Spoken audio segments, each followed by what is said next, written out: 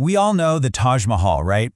It's the ultimate symbol of love, an icon you can spot from a mile away, recognized all over the globe. But here's the thing. The story you probably know, that epic romance, is really just chapter 1. So, let's dive in, because this monument is so much more than what it seems. This quote from the English poet Sir Edwin Arnold, it just perfectly captures the legend that has defined the Taj Mahal for centuries. This idea of a love so powerful it was literally carved into stone. And that's exactly where we're going to start. All right, so let's begin with that first really powerful layer of meaning, the one that draws millions of visitors every single year, the incredible story of an emperor's undying love for his queen.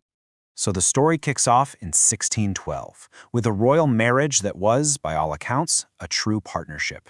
But then, in 1631, tragedy strikes. Mumtaz Mahal dies while giving birth to their 14th child. The emperor was, as you can imagine, completely shattered, and in that grief, a vow was made, to build a monument the world had never seen before. It's even said that Shah Jahan's grief was so profound, his hair and beard turned snow white in just a matter of months. He had lost his soulmate, his most trusted advisor, and he poured every single ounce of that sorrow and devotion into fulfilling his promise to her. But here's where the story gets so much deeper. The Taj wasn't just a memorial to a dead queen. It was designed to be a physical manifestation of heaven right here on Earth. Let's dig into how that vision was built into its very foundations.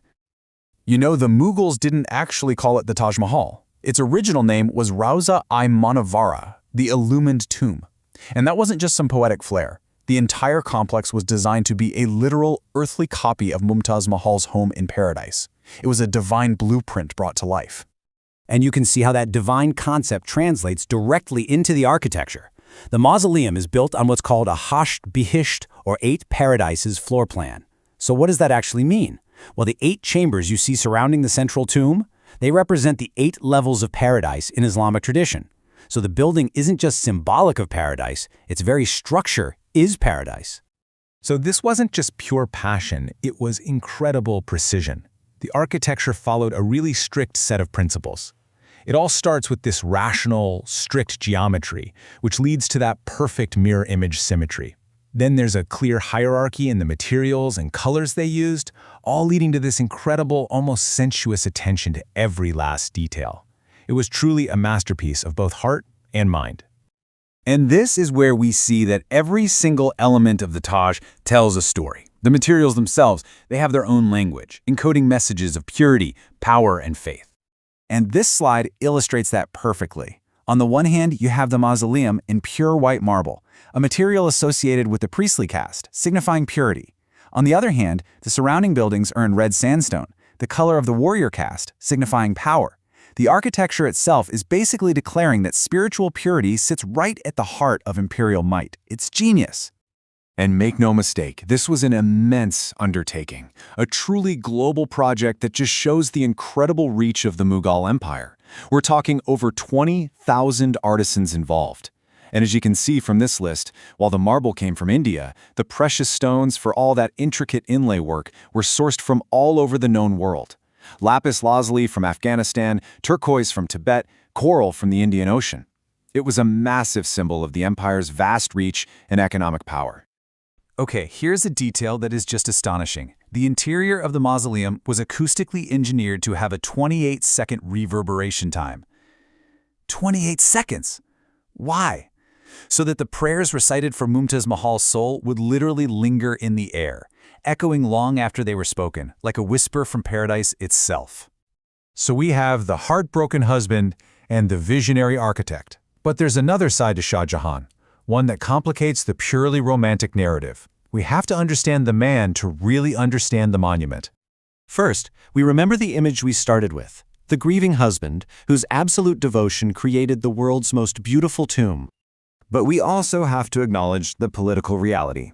This same man secured his throne through bloodshed, executing his own brother and other family rivals to consolidate absolute power. He was both a romantic and a completely ruthless emperor.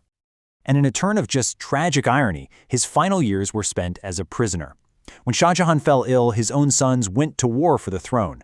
The victor, Aurangzeb, imprisoned his father in Agra fort, where he spent the last 8 years of his life gazing at the Taj Mahal from his window. So what do we do with all these layers? The romance, the religion, the architecture, the politics, it all comes together to form a much richer, much more complete picture of what the Taj Mahal truly represents. Ultimately, the Taj Mahal is not just one thing. It's a breathtaking intersection of intense personal love, profound religious faith, absolute imperial power, and unparalleled artistic genius. All of these different threads are woven together in its design. I love this description because it captures that duality perfectly. Designed by giants and finished by jewelers. The grand, symmetrical vision of the monument is the work of giants, but its delicate, sensuous details, the floral inlays, the calligraphy, were finished with the precision of jewelers. It is both monumental and intimate, all at the very same time.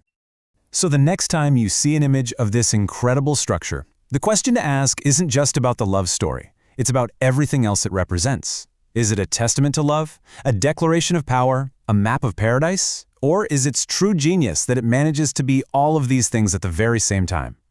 Enjoyed this video? Please like, share it with a friend, and press the bell icon to never miss an update.